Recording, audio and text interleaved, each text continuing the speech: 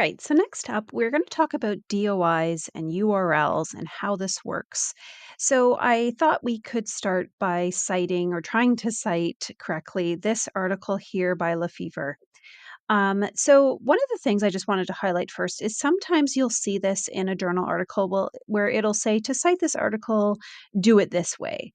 The challenge, though, is that if you are using a particular type of style guide, like for example, APA or Vancouver or something like that, you actually still need to be citing using that specified style guide as opposed to what the author is telling you. So this can be a good starting point, but we need to adapt this to APA. So I just wanted to make you aware of that.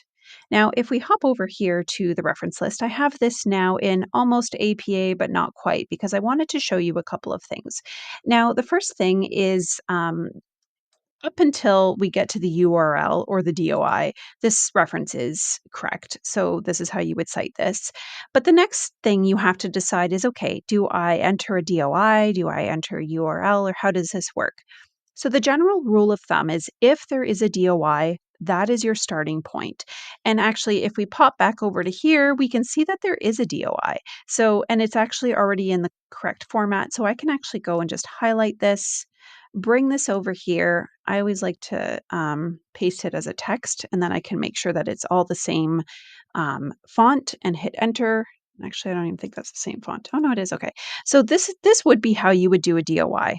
But let's say that this article didn't have a DOI. I will say most do, but some of the older ones may not, or maybe a particular journal may not. So if this doesn't have a DOI, the next thing you can look for is to do a URL.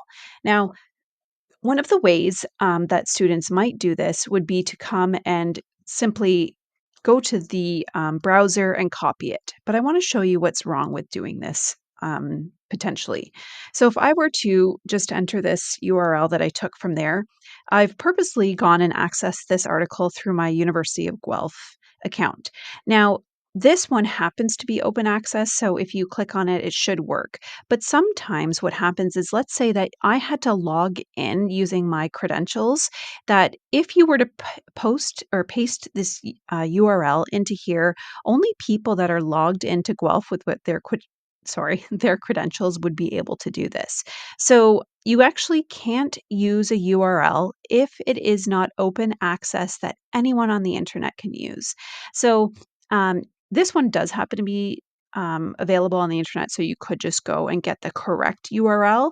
But because this has a DOI, we would actually just use the DOI for this journal article, and that is that. So that is how you handle these.